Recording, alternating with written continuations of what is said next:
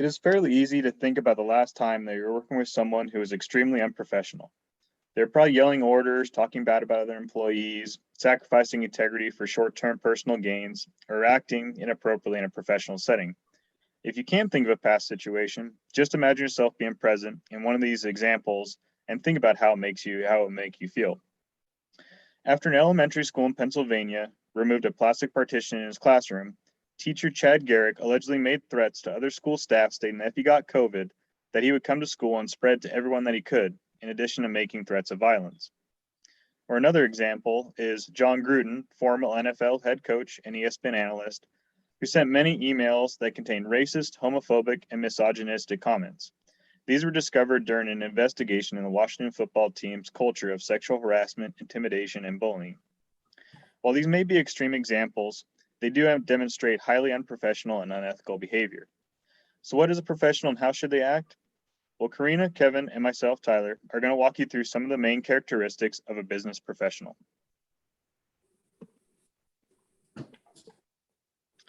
A professional is respectful. Professionals treat everyone with respect, not just clients and bosses. We must show equal respect to custodians, servers, receptionists, and so forth. Not only is it the right thing to do, but the people in those positions are critical to the smooth operation of the business and are crucial to my success. When interviewing, the opinions of administrators and receptionists often play a role in hiring decisions. How you treat those who support you says a lot about your character.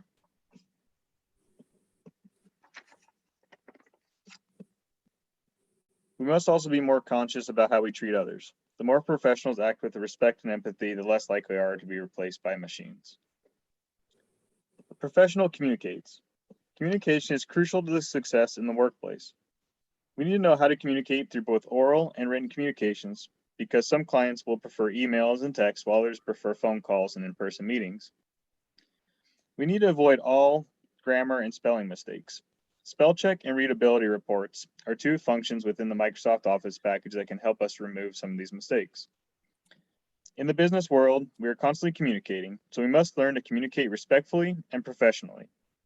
In today's digital age, pretty much everything we say can become public, so we need to be careful about what we post online. We should never post anything that would be considered offensive, embarrassing, unprofessional, or cast us in a bad light.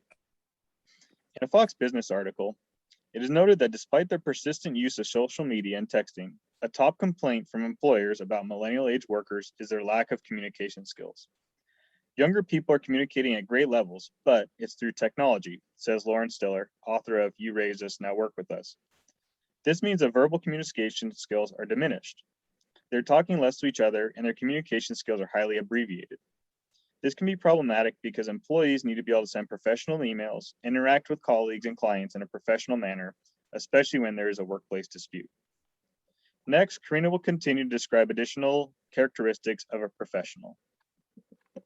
So the next characteristic is a professional is responsive. We must reply in a professional and timely manner. We must review responses thoroughly to avoid mistakes. We need to respond as quickly as possible without cutting corners and still providing an attentive response. It is very frustrating to get responses that ignore the content of the original message. We can show responsiveness even when we don't have an answer yet by responding with something like this. I don't know the answer to your question, but I will find out and follow up with you as soon as I can.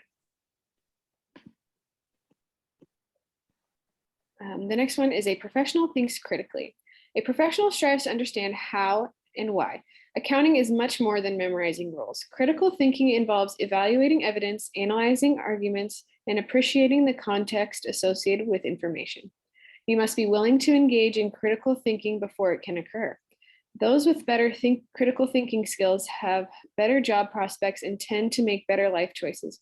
Accounting involves estimates, choices, and judgments based on evidence. Critical thinking and professional judgment keeps the profession from becoming too automated. Accountants cannot take client assertions at face value. We must exercise professional skepticism by asking questions and looking for proof. And then the next one is a professional leads and has a strong work ethic. Leaders lead by setting a good example. We must have integrity. In the business world, people respect hard work and those who demonstrate a strong work ethic. Clients, coworkers, and supervisors are relying on us to get things done efficiently. Having a strong work ethic does not mean that your career has to be your life. It just means that when you are at work, you are focused and do the work you agreed to do.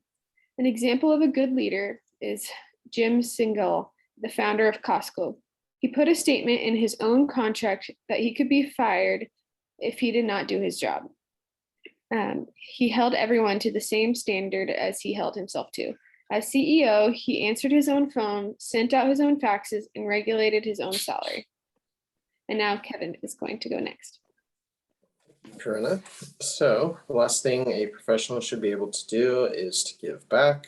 Professionals should be able to give back to their community.